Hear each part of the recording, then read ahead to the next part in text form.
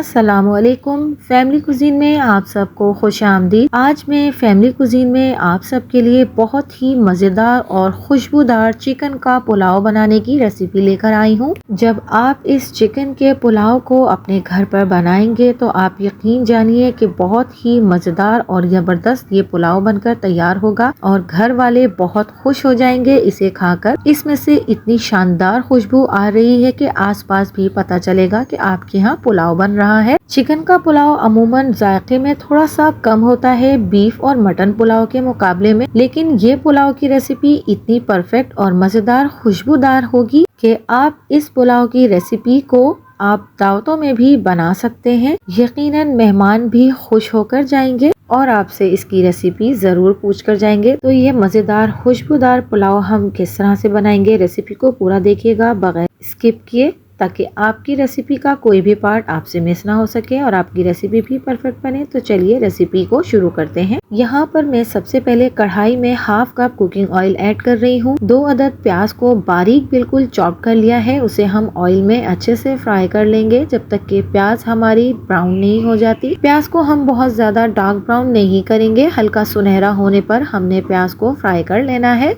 तो तकरीबन 3 से 4 मिनट लगे हमें प्याज को गोल्डन करने में। तो आप देख सकते हैं कि यहाँ पर हमारी प्याज जैसे कि हमें चाहिए थी इतनी ब्राउन हो गई है। अब हमने आधा किलो चिकन ले ली है हड्डी वाली, उसे भी हम अच्छे से ऑयल में फ्राई करेंगे। तो जब हम चिकन को पहले इस तरह से फ्राई कर लेते हैं ऑयल और प्याज के साथ, तो तमाम हीट चिकन की खत्म हो जाती है और जब हम पुलाव को खाएंगे या कोई भी सालन आप इस तरह से बनाएंगे तो उसमें से चिकन की हीट नहीं आएगी। तो चिकन फ्राई करने के बाद मैं यहाँ पर भरकर 2 टेबल स्पून लहसुन अदरक का पेस्ट ऐड करूंगी और इसे भी अच्छे से हमने चिकन के साथ फ्राई कर लेना है। तो जब चिकन अच्छे से फ्राई हो जाएगी तो कुछ खड़े मसाले हम ऐड करेंगे, जो कि कुछ यूं हैं। 1 टेबल स्पून सफेद जीरा, 2 अदद बादियान के फूल, 7 से 8 साबुत लौंग, 2 टुकड़े दालचीनी के और 2 तेजपात के पत्ते हम इसमें ऐड करेंगे। और अब इन तमाम गरम मसालों को अच्छी तरह से हमने इस चिकन और ऑयल में मिक्स करना है, इसे अच्छे से फ्राई कर लेना है। इस तरह से हम जब चिकन में ये खड़े मसाले भूनेंगे तो बहुत बेहतरीन सी इनकी खुशबू आएगी।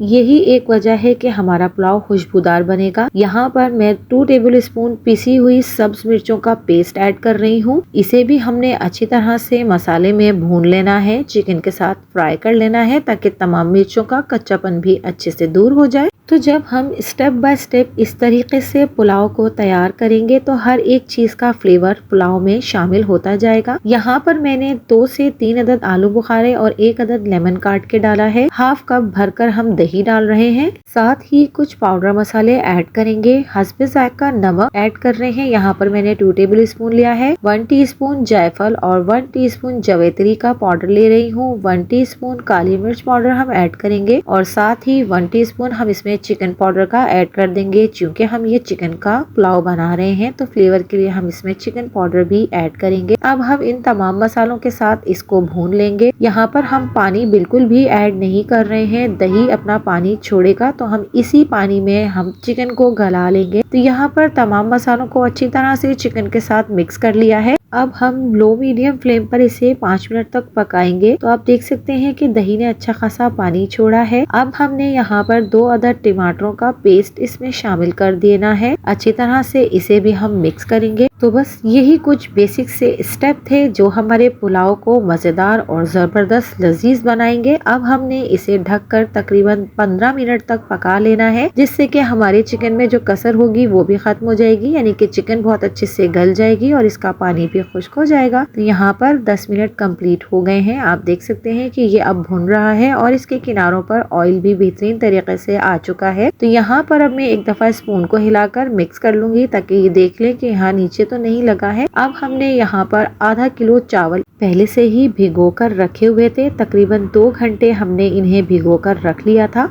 तो वो तमाम चावल हमने इस यखनी में ऐड कर देने हैं और इस तमाम यखनी और चावलों को एक बार अच्छे से मिक्स कर लेंगे और साथ ही इसमें नमक भी हमने टेस्ट कर लेना है। नमक थोड़ा सा निकलता हुआ होना चाहिए, बिल्कुल परफेक्ट है। यहाँ पर मैं केवड़ा वाटर का इस्तेमाल कर रही हूँ 1 टेबल स्पून।